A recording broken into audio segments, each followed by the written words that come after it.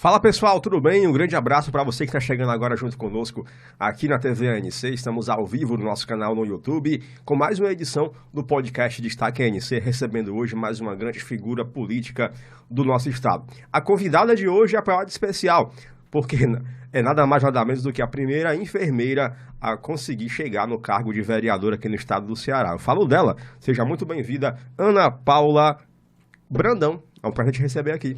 Prazer todo meu, Robson, estar aqui no Destaque ANC. Espero poder contribuir muito com a nossa trajetória de vida e poder também estar sendo referência para outras mulheres que desejem enveredar o campo aí do meio político.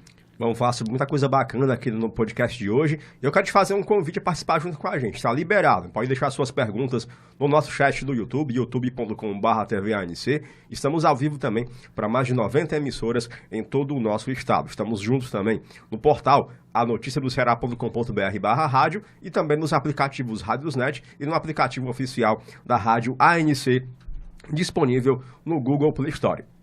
Você pode deixar seu comentário, sua pergunta e interagir junto conosco ao longo de todo o nosso podcast. Ana Paula, primeiramente, é um prazer te receber aqui, muito obrigado pela sua presença. Eu queria que você falasse um pouco sobre a sua trajetória. Quando você era novinha, lá atrás, né? Você pensava em ser enfermeira, em ser política? Como é que despertou em você o desejo de ser enfermeira? Na verdade, sempre quis ser enfermeira. Política, eu acho que foi mesmo o destino e as lutas que a gente precisa enfrentar diariamente. Mas eu, desde pequena, tive muita vontade de poder exercer uma profissão que pudesse cuidar das pessoas. E fui auxiliar de enfermagem, Robson, que é uma das nossas categorias de enfermagem de nível médio. Sim. Depois eu fui técnica de enfermagem, trabalhei por quase 10 anos como técnica de enfermagem no município de Fortaleza. E nesse período que era técnica, eu fui fazendo a graduação de enfermagem até poder me tornar enfermeira. Então, na Unifametro, né? Na Unifametro. Então, até de lá para cá, eu já tenho aí 20 anos como enfermagem ao todo, entre essas experiências como auxiliar, técnica e enfermeira. Explica para mim a diferença entre os três setores. O auxiliar de enfermagem, ele é o profissional que desempenha atividades mais simples, mais leve, e o requisito para você fazer o curso é o nível fundamental. O técnico de enfermagem, ele assiste ao enfermeiro em algumas situações mais específicas, como, por exemplo, assistir a um paciente que está internado no UTI. O técnico de enfermagem é o profissional que tem competência para auxiliar na assistência de enfermagem. Já viu muita coisa feia nessa área, hein? Muita. E o técnico de enfermagem tem como requisito o nível médio. Sim. E o enfermeiro é o profissional graduado na faculdade, né, que aí vem para suas especializações nas mais diversas áreas.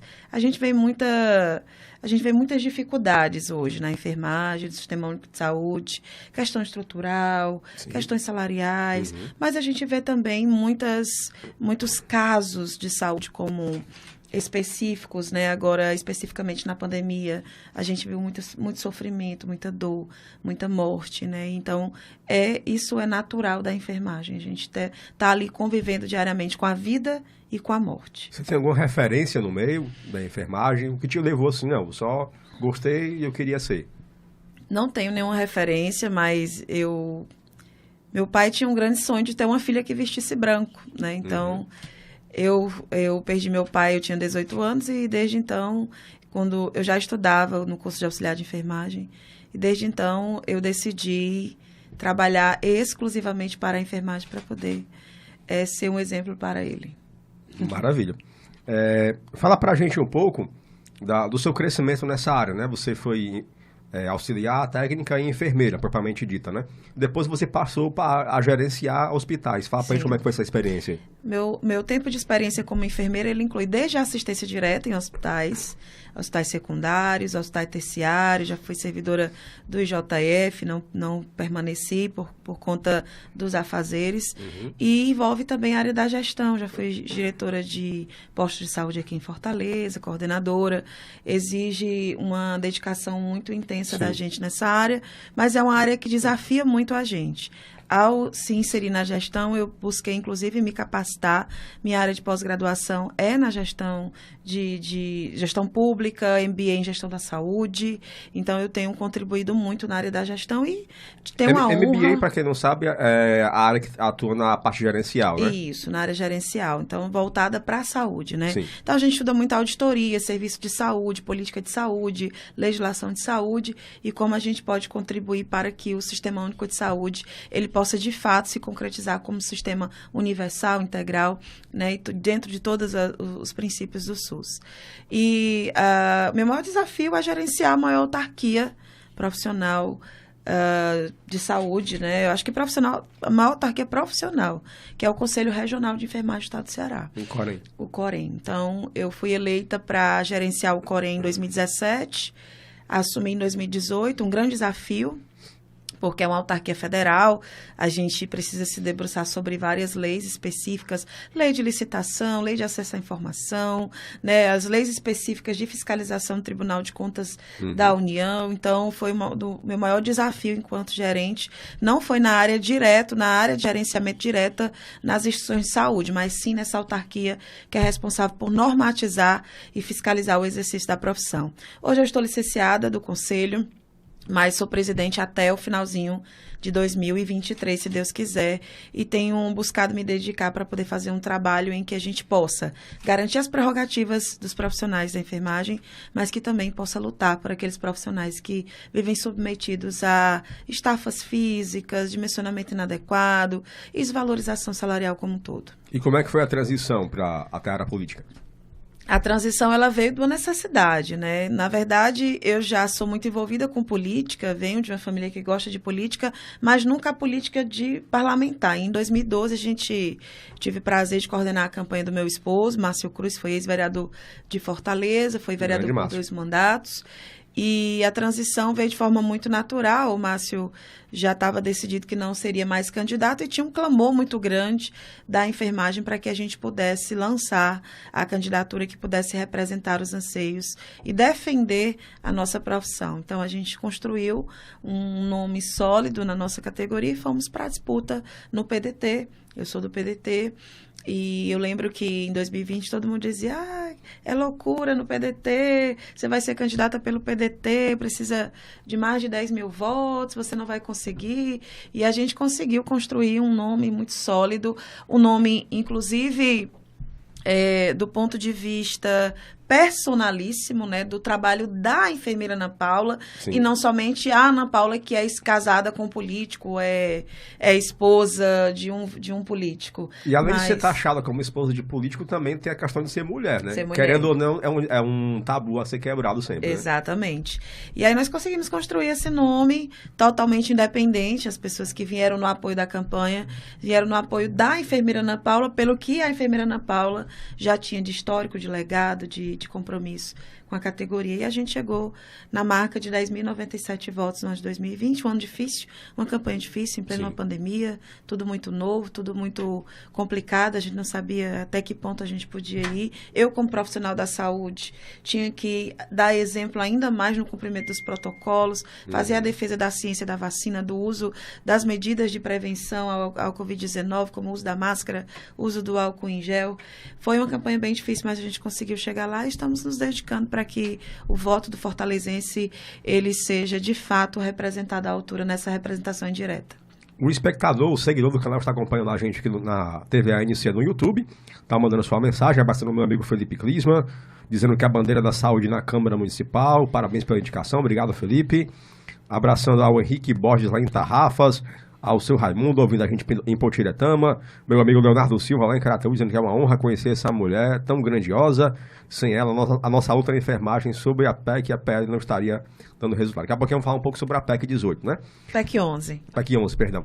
Estamos abraçando também a Janaína Souza, ao Yuri Silva, a Ana Tatiele, falando que é maravilhosa, muito, muito fã, a maior representante da enfermagem hoje no Ceará. A Daniela Oliveira está por aqui, o portal Crateus News também está por aqui, a rádio CPN, lá em Nova Olinda, também retransmitindo o nosso conteúdo. Muito obrigado ao meu amigo Carlos Paiva pela transmissão, abraçando os amigos da Ideia de Evento e o Luciano, todo mundo chegando e participando junto com a gente. Se inscreva no nosso canal, clique no sininho para ativar as notificações e deixe claro a sua mensagem para interagir e participar junto com a gente.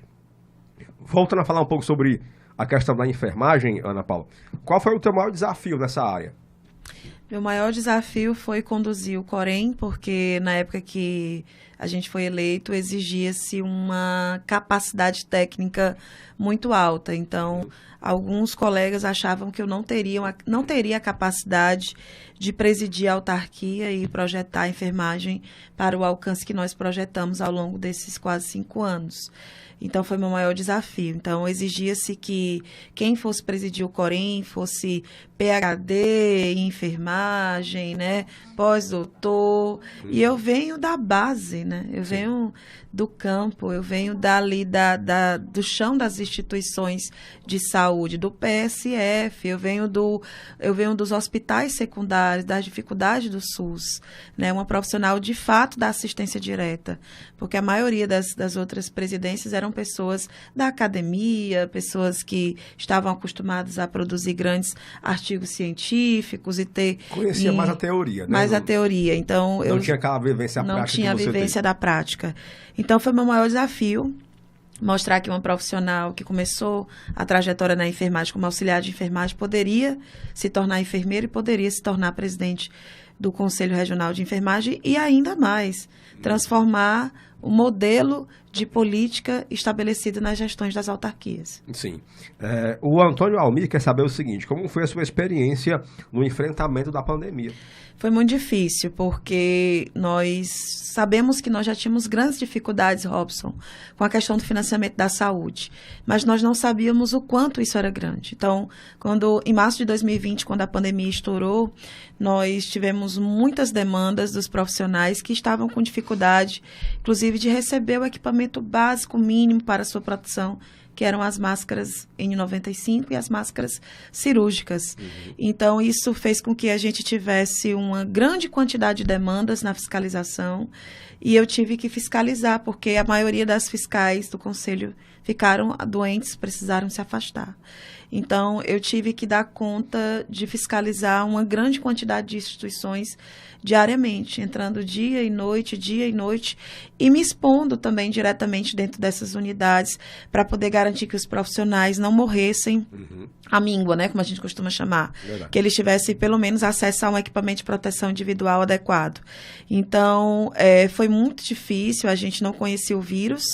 A todo momento a gente chegava em casa achando que tinha se contaminado. Nós perdemos vários colegas das enfermagem, perdi colegas do Corém para a Covid-19, perdi conselheiros comigo, né, para a Covid-19 e foi um momento de muita dor, mas, sobretudo, para nós, desafiador. A gente comprou máscara para doação, a gente fez força-tarefa de fiscalização, a gente pegou suporte de outros estados para ajudar a gente, para não desamparar os nossos colegas. Nesse momento, a nossa luta foi tão intensa que nós fomos, inclusive, manchete, Fantástico, Jornal Nacional, dessa luta que a gente estava estabelecendo para que os equipamentos de proteção individual pudessem chegar até o profissional, ele pudesse garantir assistência de saúde, e não se contaminar para ser um vetor, né? Então, os profissionais tinham muito medo de ser vetor e levar o vírus para as suas famílias. E nesse período de pandemia, né? A gente, querendo ou não, a gente identifica o médico, o enfermeiro como aquele profissional. Mas o que passava na cabeça dos médicos, como você avaliando, né? O que é que passava na cabeça dos médicos e enfermeiros naquele processo todo? Muito difícil, Robson, porque era um vírus desconhecido para a ciência, né? Então, quem realmente se sustentou no enfrentamento da pandemia, se sustentou pelo legado, pelo juramento que fizeram para atender e salvar vidas sob o risco da sua própria vida, porque ninguém conhecia, né? Então, a gente demorou quase 6 meses para identificar o RNH, que é, né, a genética do vírus, mais 8 meses para começar a vacina, então era tudo muito desconhecido. Para nós foi um desafio, para quem estava dentro das UTIs, para quem estava dentro dos postos de saúde, para quem estava precisando garantir a assistência direta ao paciente, foi um momento de grande dificuldade pelo fato de ser uma pandemia de um vírus desconhecido. Porque quando a gente conhece, a gente vai com mais segurança. Mas quando você não conhece, a gente não sabia sequer se realmente a N95 era eficaz para a proteção da gente, ou se a gente tinha que usar, se a gente podia usar a máscara cirúrgica, que são os tipos de máscaras que a população, inclusive, já entende hoje. Para você ter ideia, no auge da pandemia, teve um hospital de Fortaleza que forneceu máscara de pano para os técnicos de enfermagem e enfermeiros trabalharem. E cientificamente, de acordo com as resoluções da Anvisa, não pode. A máscara de pano não pode ser usada por profissionais em assistência direta. Somente a máscara cirúrgica e a máscara N95 ou PFF2, quando a gente for fazer uma aspiração de vias aéreas que envolva ali a mexer nas vias aéreas da pessoa e uma partícula menor. Então, foi um grande desafio para nós. Muito bem. Deixa eu aqui mandar um abraço para quem está acompanhando a gente, abraçando ao Márcio José Montenegro, dando bom dia para você, e abraçando também aqui o Diógenes, dizendo que Ana Paula, você realmente representa a enfermagem, nota 10. O portal Crateus News quer saber como é unir a enfermagem à política, já que são duas tarefas tão árduas. Dificílimo. Tem como conciliar? Tem, mas é uma tarefa muito difícil, sobretudo, Robson, porque a nossa profissão, a enfermagem, ela sempre ficou muito atrelada à assistência, indo de um hospital para outro, sempre tendo vários plantões, até mesmo pela questão salarial. Nossos colegas têm que ter 2 trabalhos, 2 campos de trabalho para poder garantir o sustento da família. E isso fez com que a gente ficasse longe das discussões políticas. Isso traz um reflexo muito negativo para a gente. Pra você ter ideia, todas as nossas pautas, como jornada de trabalho, piso salarial, dimensionamento adequado, condições adequadas de repouso, são pautas que estavam paradas no Congresso há 20 anos. Há 22 anos, o PL 2295, que traz as 30 horas, está lá engavetado na Câmara dos Deputados. Então, o nosso maior desafio foi a decisão de que a gente precisava, nesse momento, se direcionar para a política, senão a gente ia ficar no mais do mesmo. Um fluxo de políticos que em toda eleição levanta cartaz dizendo que defende a enfermagem, que é a favor das 30 horas, que é a favor do piso, mas lá, de fato, nos bastidores não tomava nenhuma atitude, nenhuma posição para que pudesse desengavetar as nossas lutas. E aí nós unimos agora esse desafio de ser enfermeira, assistencial, gestora e também de levar o empoderamento no que diz respeito à política da profissão. E a enfermagem tem se unido cada vez mais, Robson, tem visto que o nosso caminho é sim a gente buscar as articulações políticas para a gente poder avançar no nosso principal objetivo, que é uma política pública de valorização da enfermagem. A política pública de valorização da enfermagem, como eu costumo falar nas minhas palestras, ela não envolve só o piso. Ela envolve um conjunto de pautas que a enfermagem precisa ter para ser uma profissão que possa desempenhar as suas atividades com mais afinco, com mais segurança e garantir, sobretudo, a segurança do paciente, que é o nosso maior desafio. A Rose Medeiros está por aqui falando bom dia. Realmente eu fui uma das enfermeiras que liguei para a doutora Ana Paula e ela de pronto me garantiu máscara N95 para trabalhar com mais garantia de segurança. Foi uma dificuldade muito grande, eu imagino, viu? A Ana Leite Cruz está por aqui, o Henrique Borges também, o Raimundo também, a Alessandra Luzia do Nascimento, falando, Ana Paula, é um evento na enfermagem. Acho que ela quis dizer exemplo, mas um corretor deu quebrou as pernas dela, né? Mas enfim, bendito corretor. Admiração e gratidão por sua força. A Cris Costa está por aqui, o Márcio Montenegro também, e aqui o Diógenes também. Tem mais perguntas chegando aqui pra gente. A rádio CPN Nova Olinda quer saber o seguinte: o que pode ser feito para melhorar a saúde do estado do Ceará? Financiamento público é o nosso maior desafio. Desde que a gente teve aquela emenda constitucional que congelou os gastos da saúde e da educação, a gente vem trabalhando com orçamento para a saúde, o mesmo orçamento de 2016, e tudo aumentou de preço, né? Sobretudo na crise econômica que nós estamos vivendo. Então, hoje você não compra mais um pacote de gás do mesmo preço que você comprava no ano de 2016. Hoje você não compra mais um fio de sutura no mesmo preço. Mas o orçamento do SUS continua o mesmo orçamento de 2016 por conta da PEC, do congelamento dos gastos. Então, nós precisamos entender que nós só vamos ter uma saúde pública de qualidade quando a gente garantir o financiamento adequado do Sistema Único de Saúde. Essa PEC ela foi um retrocesso.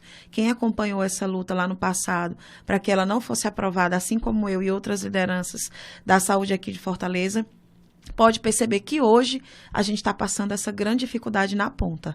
É a ausência de insumos, a falta de médicos, a falta de cirurgias eletivas, pessoas na fila de espera para uma cirurgia de esterectomia, mulheres que precisam fazer uma cirurgia de esterectomia, que estão com sangramentos intensos, que estão tendo que esperar 8, 10 meses ou mais, até anos, para poder fazer uma cirurgia de esterectomia, colocando em risco a sua própria saúde, quando, na verdade, a gente poderia garantir isso com um orçamento específico para a saúde adequado.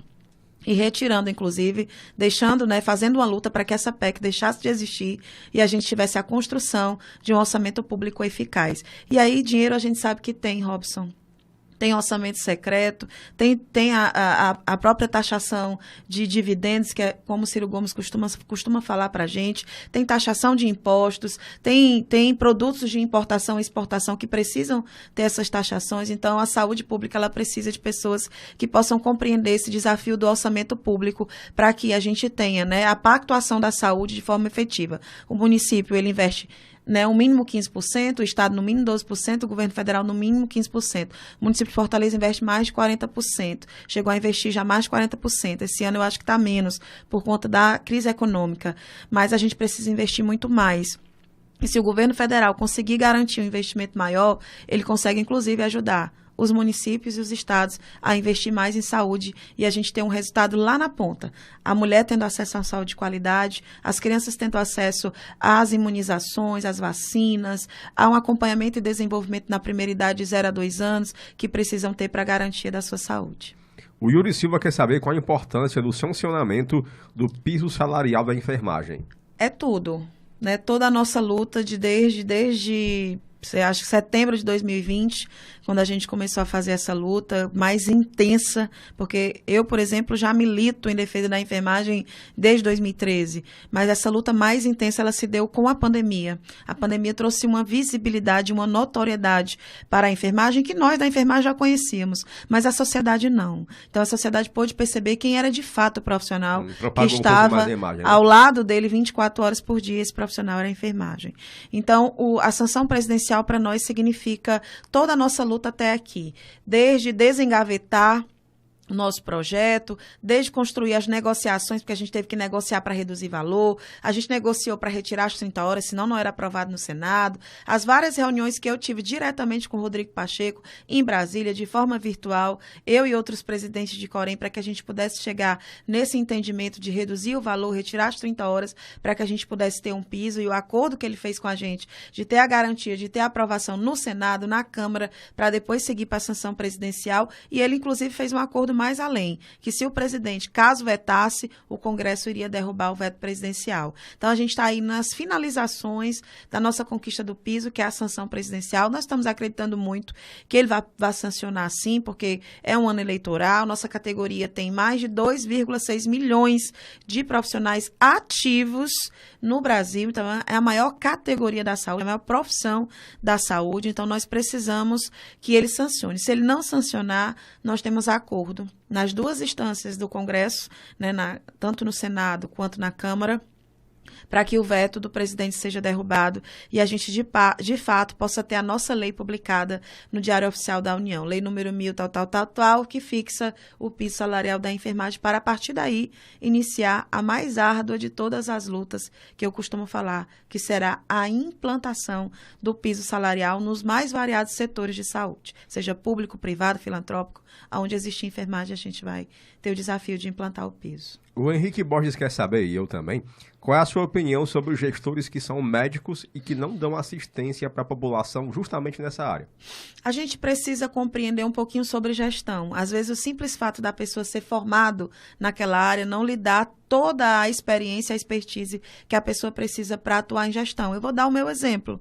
Enquanto eu era assistencial, eu não compreendia a gestão. Enquanto eu estava no hospital, funcionando veia, fazendo curativo, se você me perguntasse o que era uma licitação, eu não sabia. Se você me perguntasse o que era que eu tinha de propostas para construir uma política pública, eu não sabia.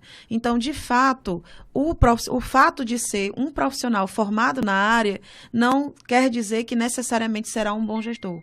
A gente precisa ter, claro, que pessoas formadas naquela área, mas, sobretudo, pessoas que tenham compromisso com a gestão pública, com a transparência dos serviços públicos, com a luta pela construção de políticas públicas eficazes. Então, o fato de você ser uma enfermeira, simplesmente ser secretária de saúde, não quer dizer que, de pronto, você será uma excelente gestora. É minha opinião.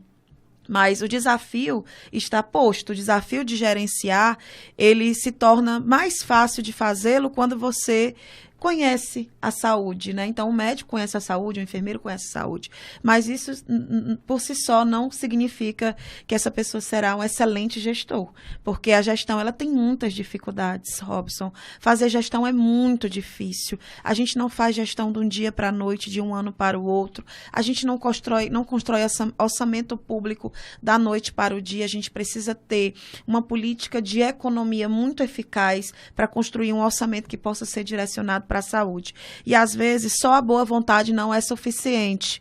Às vezes, eu sou um médico renomadíssimo, uma enfermeira renomadíssima, uma gestora pública renomadíssima, mas tem uma excelente boa vontade, mas tem uma série de conjuntura, inclusive a conjuntura política, que pode me levar para um formato, me levar para um desenho de não estar chegando até a ponta com a política pública eficaz como deve ser, sobretudo na saúde.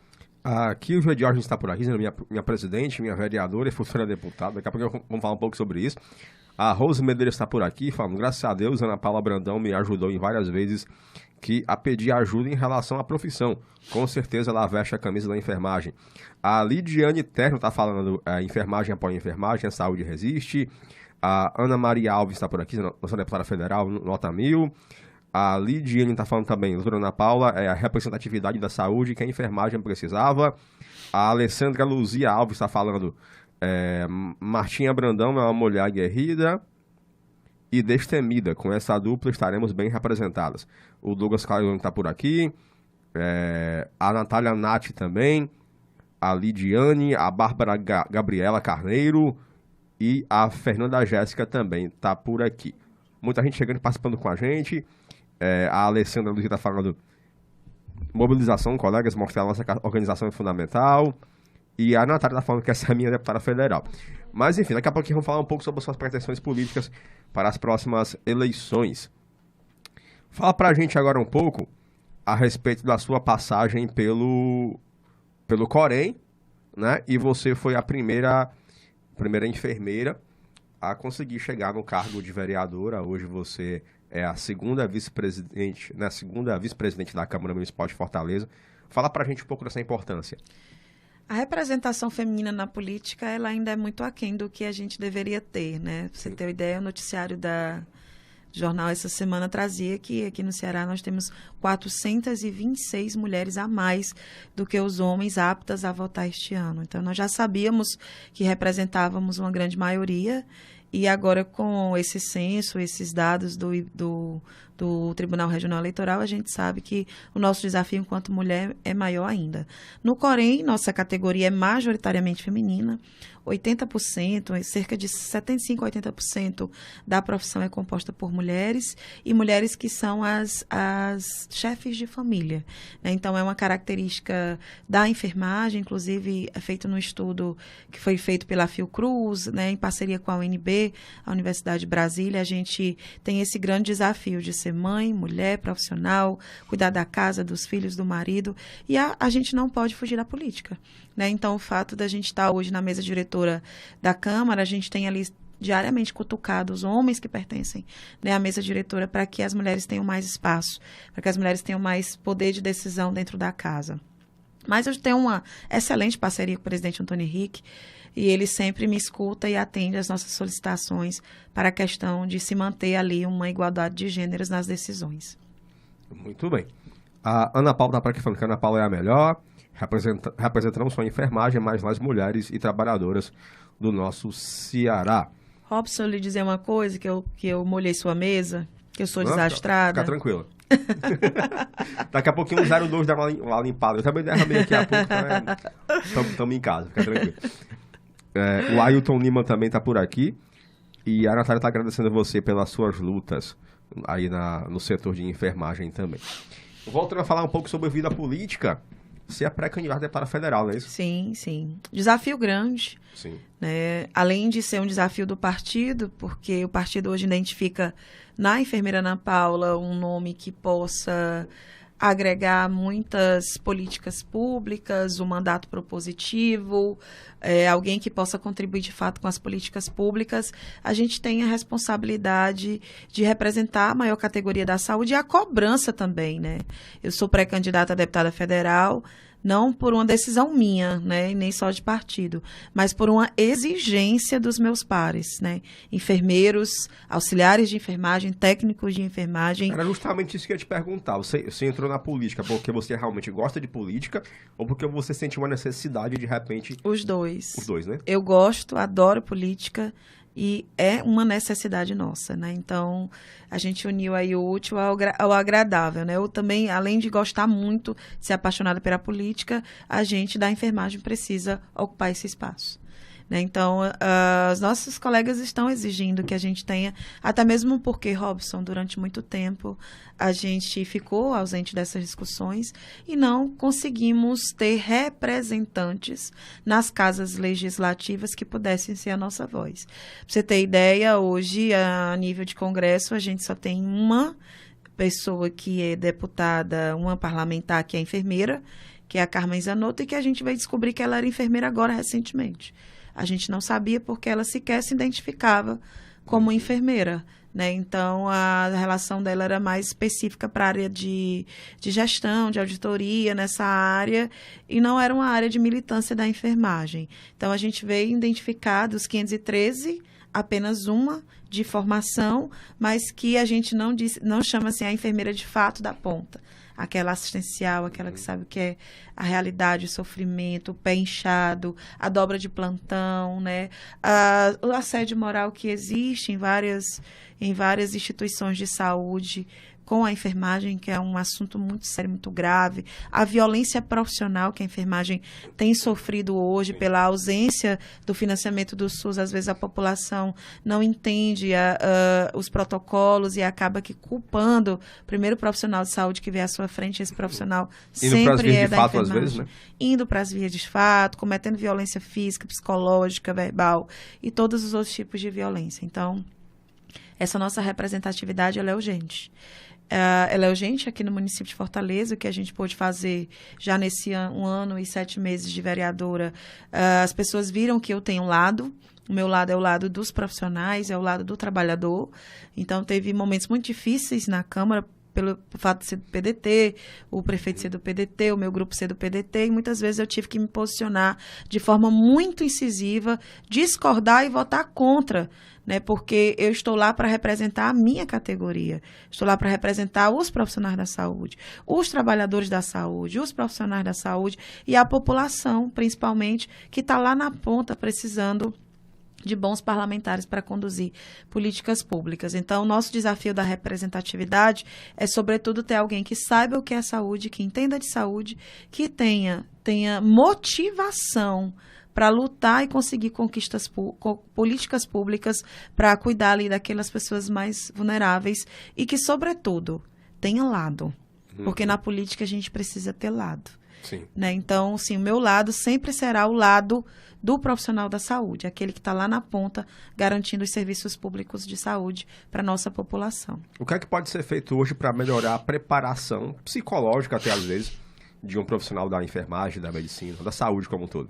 A gente tem feito várias políticas de orientação dentro desse nosso formato de gestão, tanto a nível de conselho, apesar de eu estar afastada agora, mas também no nosso dia a dia, para que os profissionais entendam o que é a violência psicológica e quais são os passos que eles precisam tomar para que essa violência não fique impune, como o registro do boletim de ocorrência, a exigência do exame de corpo de delito, a identificação do agressor e todas as ferramentas jurídicas disponíveis que a gente precisa ofertar para esse profissional para que ele possa judicializar essa questão e não fique impune a questão da violência que ele sofreu. Existe algum auxílio psicológico, alguma política pública de auxílio psicológico para os profissionais de saúde hoje em dia? Eu te pergunto por quê? Porque, querendo ou não, nesse processo de pandemia de lá para cá, né, nos últimos 2 anos, querendo ou não, essa doença ela mexe com todo mundo. Né? E o profissional acaba trabalhando um pouco mais, acaba até meio que sobrecarregando. Existe alguma preparação? Eu vou te perguntar pelo seguinte. Eu, particularmente, conversando sobre isso com o Leandro em off, eu particularmente passei por algo parecido, né? Não trabalhando, mas como paciente mesmo. Eu fiquei doente, né? Tive uma doença X, e aí eu fui a um posto de saúde, que eu não vou citar o nome aqui, fui ao respectivo posto de saúde, e aí não tinha médico no posto de saúde, e aí uma enfermeira me atendeu. Expliquei, eu tava junto com um amigo na fila de espera, e aí a enfermeira me atendeu, e falou, aí eu passei para ela, né, meu diagnóstico, eu estava passando por isso, tá? E pedi um atestado, que eu estava trabalhando, então não podia estar trabalhando do jeito que eu estava, né? E aí, Ana Paula, o que acontece? Ela me entregou a receita médica direitinho, o atestado. Só que aí, quando eu me levantei, eu fui verificar, só ler por ler, eu ia lá o meu atestado, e aí não estava o meu nome no atestado. Estava o nome do meu amigo que estava na fila depois de mim. Aí eu peguei, um erro de digitação normal, né? Eu peguei e voltei, até se confundido lá na fila. Eu voltei e mostrei à autora. O meu nome não é fulano, meu nome é Robson. Quando eu falei isso, ela começou a chorar. Mas ela chorou copiosamente. Não, pelo amor de Deus, me desculpa que não sei o quê, porque eu estava vindo de uma rotina estressante, eu acabei de atender 11 pessoas com Covid, eu tô sozinho aqui, não tem médico e tal, e tal, e tal. Eu falei, não, calma, fica tranquila, relaxa. Pronto, ela descansou, relaxou e fez o procedimento. Então, querendo ou não, esse processo de sobrecarga acaba atrapalhando um pouco o desempenho até do próprio profissional, né? Existe alguma política pública, algum apoio psicológico para esses profissionais? Política pública não, Robson. Esse é o nosso maior desafio. Se você me perguntar qual é a política pública hoje que tem estabelecida no município de Fortaleza, no estado do Ceará, no Brasil como um todo, que vem ajudar esses profissionais em sofrimento mental, que a gente chama síndrome de burnout, estresse, a estafa física, não existe. O que existe é a tentativa dos sindicatos, que são as instituições que representam esses profissionais, de ajudar de alguma forma. Por exemplo, o Sindsaúde, o Sindicato dos Enfermeiros, o Sindsaúde hoje tem um consultório específico com psicólogo que tem atendido hoje os profissionais que procuram esse serviço. Né? O próprio Conselho Regional de Enfermagem dispõe de alguns convênios para poder ajudar esses profissionais, mas a política pública, de fato, ela não existe. O reflexo disso é cada vez mais profissionais adoecidos, como o caso da enfermeira que lhe atendeu na demanda espontânea, que é um formato de demanda hoje que eu particularmente discordo, porque desvinculou a política do programa de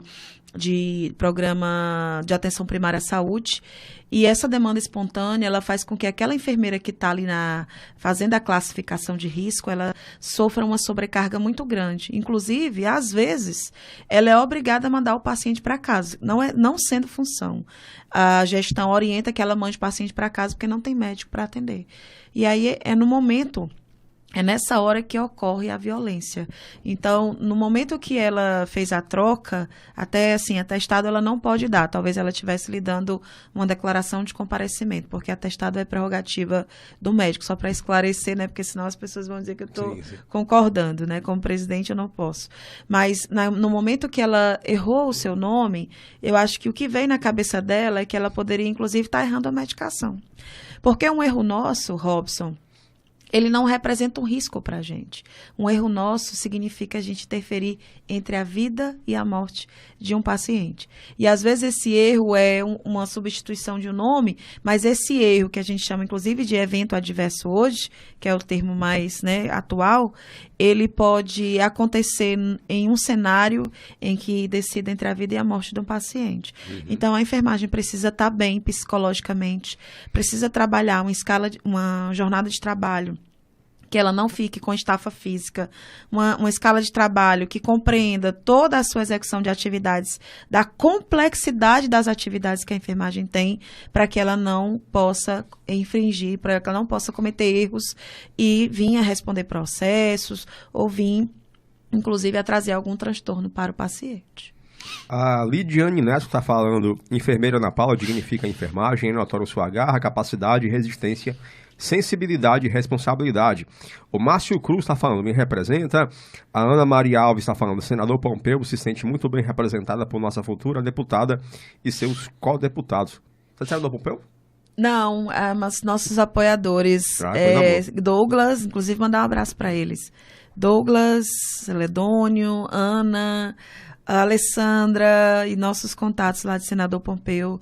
Nós temos um grupo forte de enfermeiros lá, apoiadores do nosso trabalho. Coisa boa. Naira Pacheco falando que a doutora Ana Paula é um grande representante da enfermagem.